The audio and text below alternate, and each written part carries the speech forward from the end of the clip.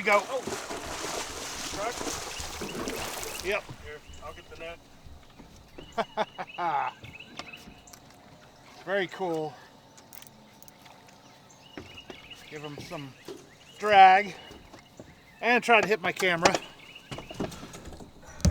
There we go. Oh. Whoa. He hit right at the boat. Reel this one in too. Good sized one. Definitely bigger than the last one I caught in this area. I figured I'd do some striper fishing this morning. I got new baits I want to use on him. Whoo! He went over. Yeah, get this one in. Get this one in. Pretty please. He's already over it. You're gonna have to go over me. There we go. Just when we were saying, oh man, look at the activity by that creek. Yeah. Oh. As soon as I throw over there, just instant whop. Man, that was one heck of a hit. I'm Yeah. with my buddy Marshall, as you can see, and he was throwing glide bait from FishLab, and I'm throwing the Gizzard shad from FishLab. It's more of a swim bait. And he smashed it. This is actually a new bait for FishLab too.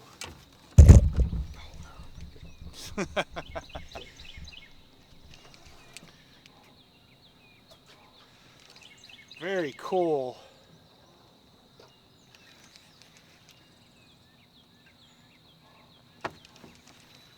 I actually caught one on a glide bait, I don't know,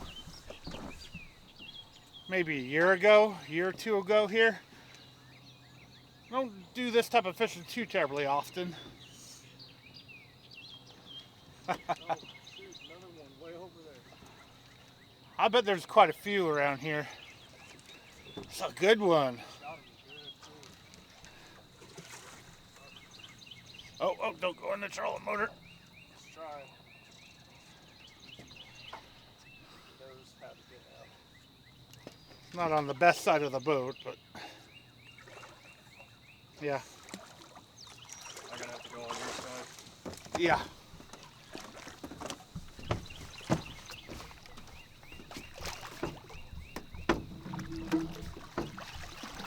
There we go. Man. First fish on a new bait. That is pretty good. Yeah, just pull them in the boat with the net. It'll be fine. This is a good floor. That's a good one. Now that is a nice striped bass. I'd say 20 to 25 pounds, maybe a little bit bigger. I'm going to get him back in the water. Don't want to leave him out of the water too long.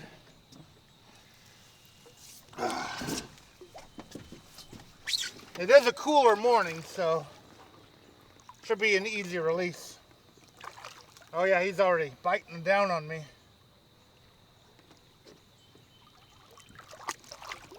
There he goes. Very cool. All right. The fun problem of using treble hooks, they get wrapped up in the net. And here's the lucky bait of the day, or the morning.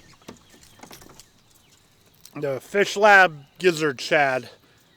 I don't remember the rest of the name of it. But this is, I think, new for this year. And it looks beautiful in the water. You know, they say sometimes, you know, the baits catch, you know, the fishermen more than they catch the fish. But this, obviously, as you just saw, caught a nice striped bass.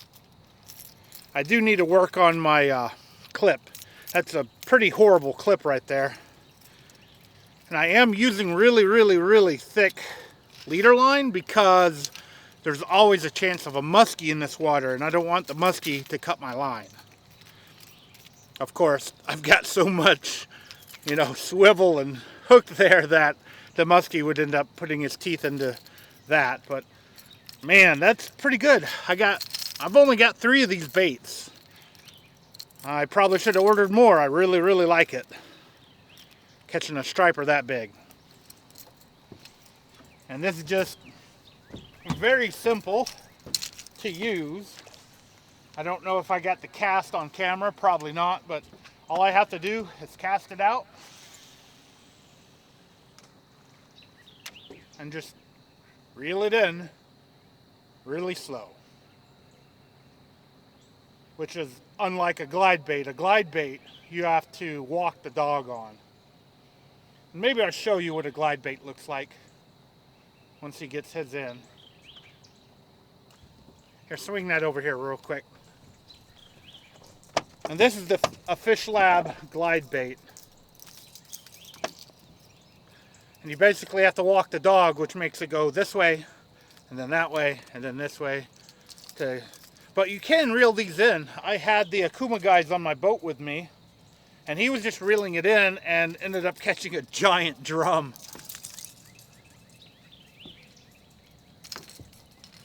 But so far, so good. I did start with action on this video because I had no idea if I was actually going to get a striper in the boat, a striped bass. And now that I got one in the boat, I want to try to get another one. So stay tuned and let's see what happens.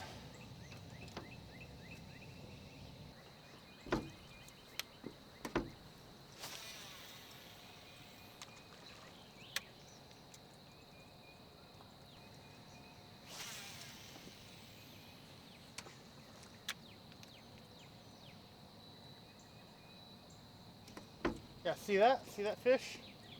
Yeah. I don't know what that thing is, but I just hit it. I don't know what that was. I bet it was a carp.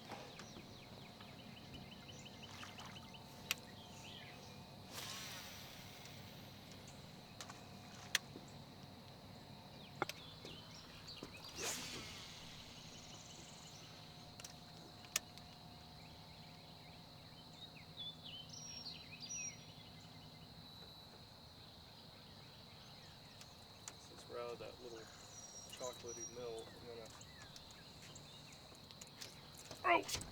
Oh, there we go. Another? Yeah. Oh, yeah.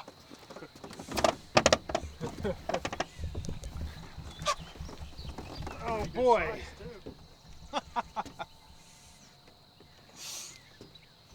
Recording? Yep. This one did not hit next to the boat. And we were in chocolate milk back there. And now we're on the clear side. And we can see the bottom here, and it's like 15 foot deep. So they are patrolling this entire area. One thing I didn't mention, this body of water, they do not stock stripers. But there are stripers here that get into this water. Man. Yeah. Definitely bigger than that little one I caught. And that little one, you know, little ones here are rare. I'm surprised I've actually got a second one.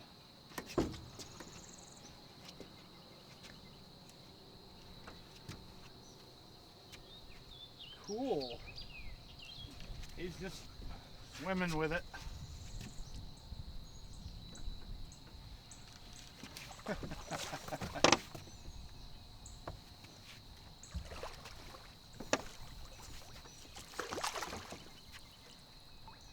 Come on, come over here. Oh, yeah. Got him? Yeah, I got him. Awesome. He swallowed that thing. Oh, wow. I think this one's even bigger. Look at the gut on it. Wow.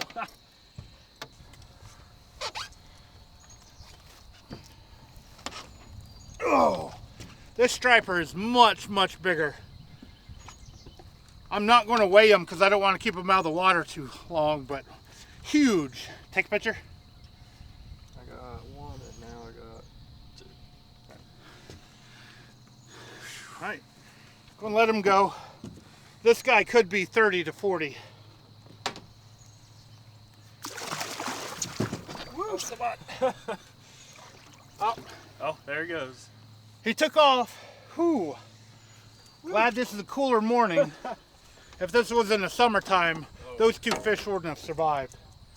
But I think it's 65 degrees right now. Sun's coming up, so it's going to be like 70 or more. But we are going to continue to fish a little longer. But wow, huge fish. That new bait is definitely the lucky bait. All right, let me see if I can show you this thing going through the water without dropping my camera in the water here.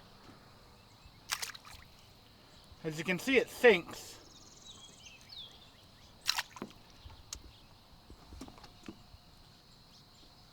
But that, to me, looks awesome in the water.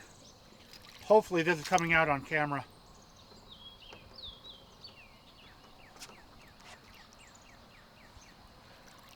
And it's obvious, the striped bass thinks it looks awesome too. I may as well show you the rest of my gear here. I do have the Kuma Guide Select Swimbait stick.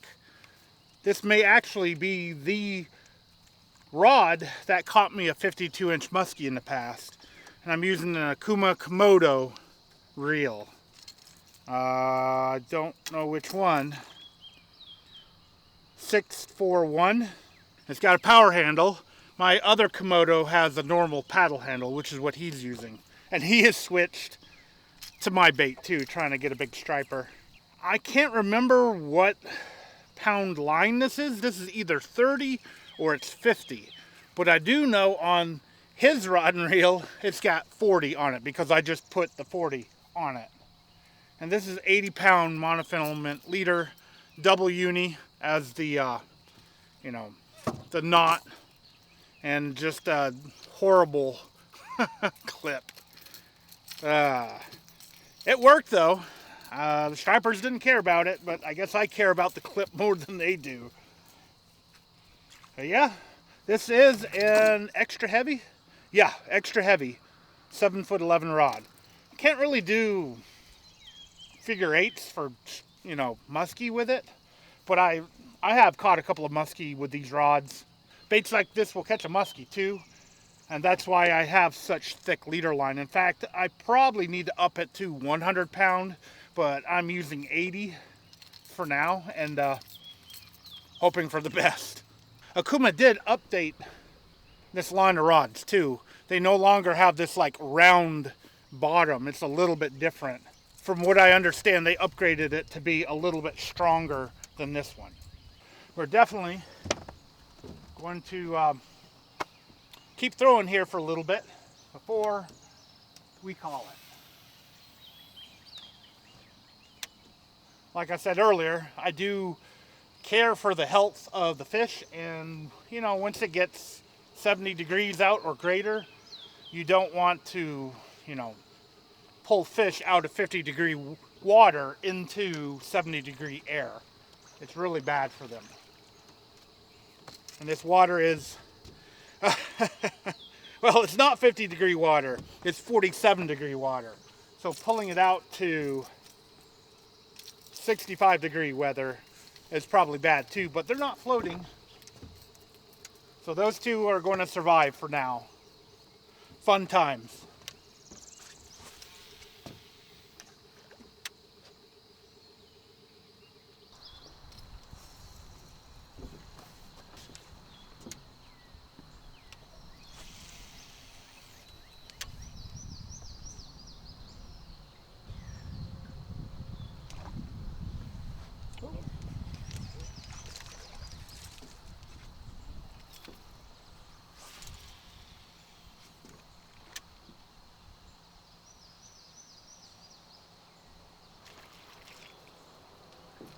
Sometimes you got to throw at the boils.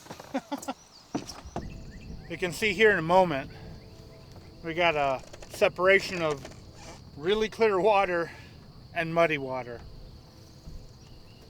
And I did catch one in the muddy water and one out in the clear water. Now, some of this mud is just on the surface, so there'd be, 2 feet of mud, and then it'd be perfectly clear underneath it. But supposedly these mud lines are good to fish as well, but the 2 fish I caught were not on the mud line. And a lot of people say chartreuse, in mud, and this is far from chartreuse. It's got a hint of blue on it, black on top, silver on bottom. Although it does have, a few yellow highlights on it.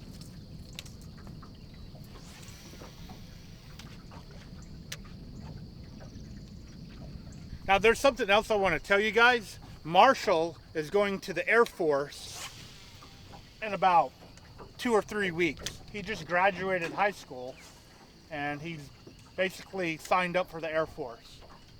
So I guess wish him luck. I'm definitely going to wish him luck. I knew a couple of people that went to the Air Force and they're doing really good right now. So good luck, Marshall.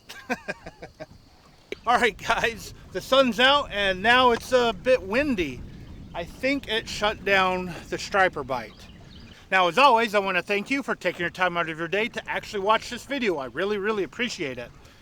And because this is a striped bass video, please hit that thumbs up so that Google algorithm will share my video.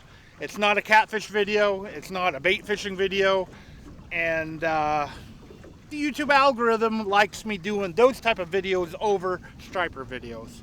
So if you want to help me out, like I said, hit that thumbs up, maybe even share this video.